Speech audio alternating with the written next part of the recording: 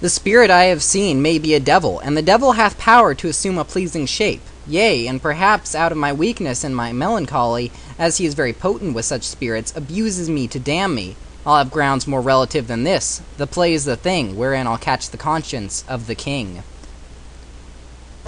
More from Hamlet.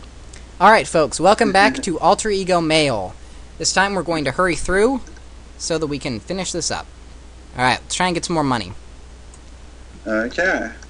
So I'm SETW, and we are back, yeah. Things are becoming extremely stressful at work lately. You cannot find a single person capable of doing his or her job well, and there are time pressures and deadlines. You find yourself working overtime, and at the end of the day, you would like more than anything just to relax, but it's no use. The more you try to wind down after work, the more pressure gets to you. You are beginning to feel afraid that work has become such an overbearing responsibility that you will no longer be able to enjoy life. You can be depressed/resigned or angry. Angry. You can face the fact that life probably won't change much, or do something about it. Do something about it. That's the spirit. What will you do? You can change jobs, take a nice stiff drink, or take a nice long vacation. A nice long vacation. What a splendid idea. Well, will you be doing a lot of sightseeing and other enjoyable activities during your vacation? Yes or no? No. Good, just relax and take it easy. You don't want your vacation time to be too much like work. Because of your fine vocational performance, you are singled out for your tremendous achievements and honored at an awards dinner hosted by your peers in the field. During the introduction to the award, you will receive the host notes that you are outstanding because of your ability to work with others, enriching the field, and exemplifying the most outstanding qualities of hard work, patience, and pride. You can be humble/modest, embarrassed/anxious, or proud. Let me think. What was the thing I can choose again? You can be humble, embarrassed, or proud. What is humble? It's humble. You don't want to it's the opposite of being like egotistical and prideful. Oh, okay. So it is a good choice. Yeah. Yeah, do that one. You can make a long speech that will bore everyone, or you can make a short speech so you can get to the drinks. A long speech. Anyone who is truly humble and modest should certainly not burden the audience with a long, bombastic speech. I guess you are not as humble as you think you are, but that's okay. Tonight is your night, so enjoy. It is the morning before an important day at work. As you are getting ready, your cheek begins to twitch. I don't know why I said check. Begins to twitch rather noticeably. At first, the twitch feels like a mild tickle on your cheek. You don't give it much thought, but as time passes, it gets much worse. Soon, your eye begins to blink uncontrollably at random intervals. You can be anxious/afraid, calm, or angry. Angry. You can not go to work, or you can try and do something about it. Do something about it. You are going to meet this problem head-on. The intensity of your personality certainly shows through here. Unfortunately, this intensity may be the very thing that brought on this symptom in the first place. What will you do? Wear dark glasses to hide it, see a doctor, try to work the nervous habit into your everyday behavior. See a doctor. The doctor tells you that your tic is probably a nervous habit, brought on by stress. There is no telling how long it may last. Sometimes they become permanent. You will have to slow down and relax. You can take a vacation from work or continue as is. Continue as is. The habit becomes worse. Before it gets better, it is not long before your nervous tic becomes an involuntary shoulder shrug, always occurring at the most inconvenient times. One day, while standing in a crowded elevator, you nearly injure 3 people with your uncontrollable tics and body jerks. People begin to treat you as if there is something seriously wrong with you. Your stubborn refusal to take it easy has caused your problem to get worse. Not only do you have tics related to stress, you now have tics related to your self-consciousness about having tics. Eventually they subside, but not before causing you extreme anxiety and embarrassment. Maybe next time you should take things a little more seriously. Yeah, probably. Wow. Alright, let's do some more stuff with your daughter. Did I lose my job? Well, you still have it, I think. You awake one morning in the confusion of being still in a daze. You remember? This is Sherry's wedding day. It is! Seriously, so fast? Apparently. You hurry to get ready, making sure all the last-minute arrangements are made. The ceremony is truly heartwarming. My children do grow up fast. As you walk your beautiful daughter down the aisle, you can see the nods of approval and hear the chatter of relatives whispering their delight at this very happy occasion.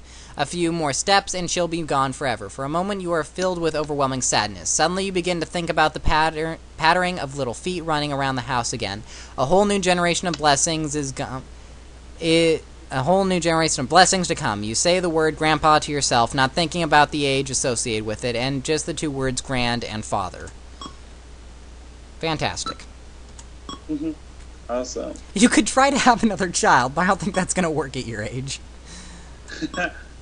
Oh, you can't do those?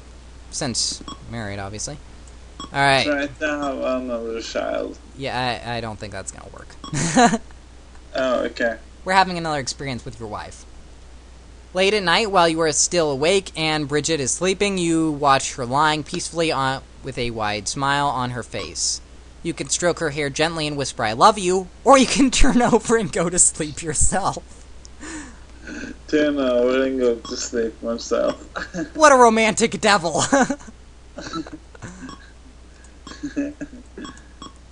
You and Bridget have had what many would consider a stormy marriage. No crap!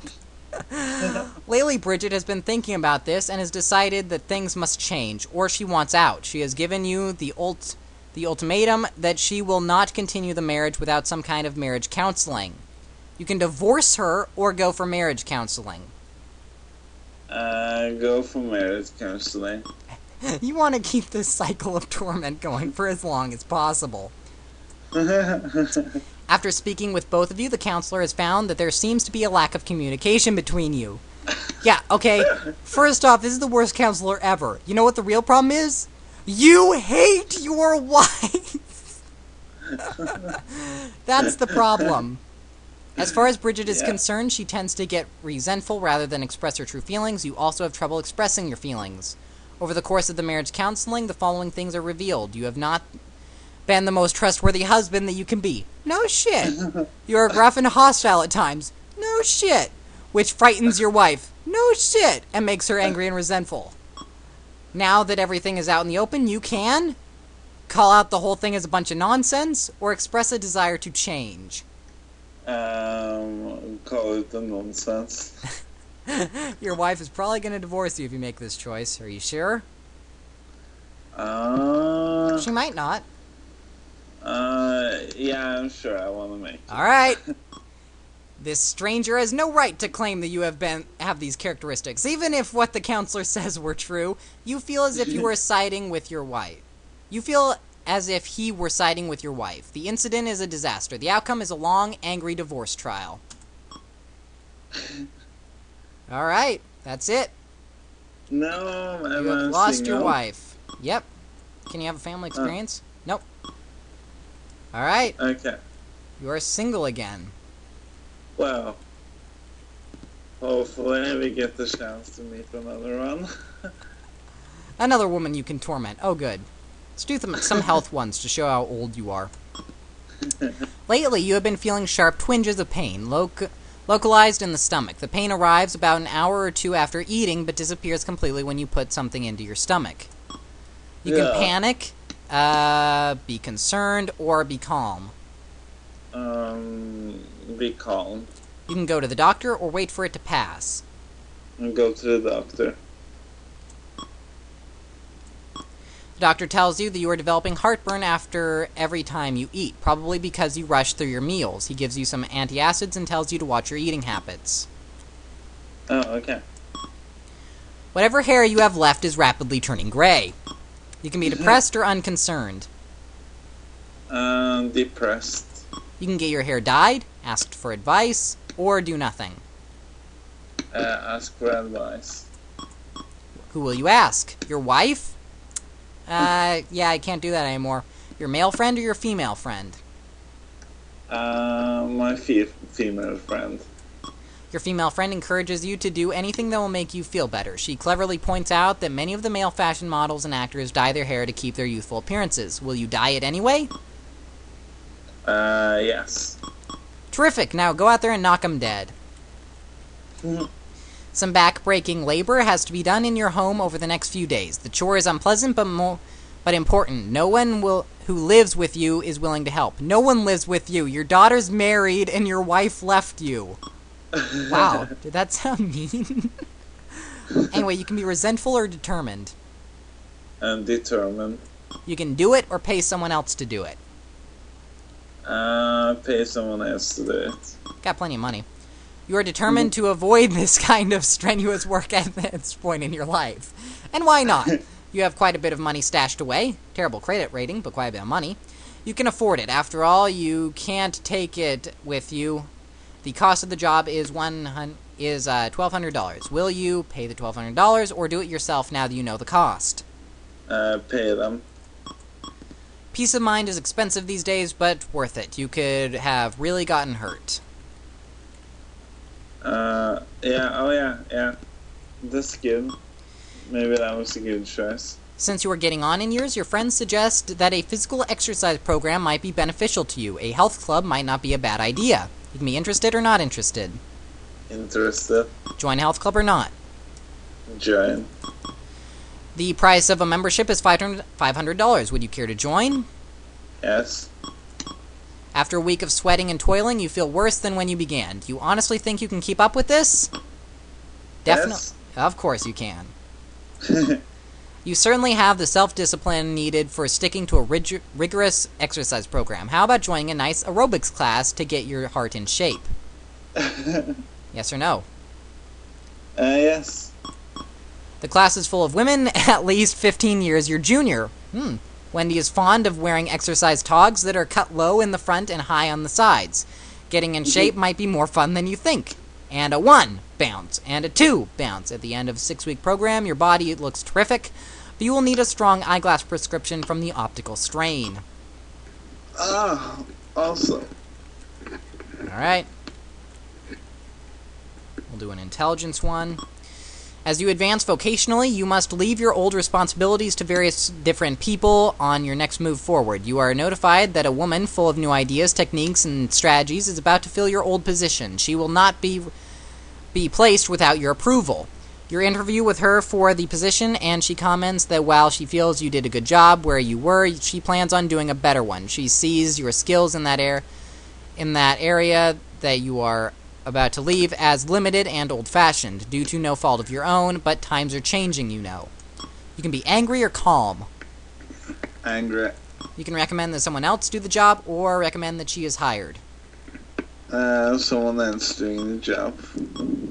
You are asked to explain why you don't want her to do the job. What will you say? I just don't like her. She is too aggressive. She is about to ruin all my work. She is meddling with established success. She's meddling with established success. You see it as messing. Everyone else sees it as improving on something that is already good, but whose time has passed. What will you do? Be stubborn and insist that she not be hired, or give in?